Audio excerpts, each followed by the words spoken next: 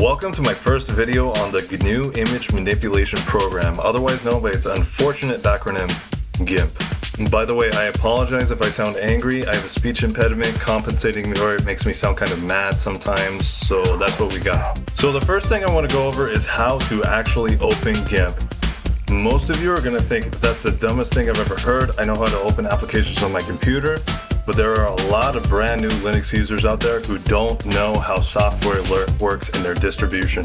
Across the screen right now, I'm showing you how to do that in Ubuntu, some of the Ubuntu flavors, in Linux Mint, in Fedora. I am not showing you how to do it in Pop! OS and Manjaro, because if you follow the instructions on how to set those up, they will leave your computer in a very unsafe condition. Your app finder may be very different from mine, but if you have GIMP installed, you will find something that has this logo or it has the outline or something like that. So now it's time to launch GIMP.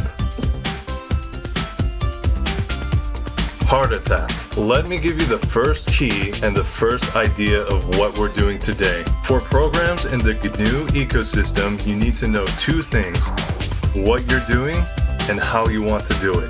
For our first order of business, we want to take a picture and put it into GIMP. GIMP has a very specific way to do this, and we need to laser focus on that.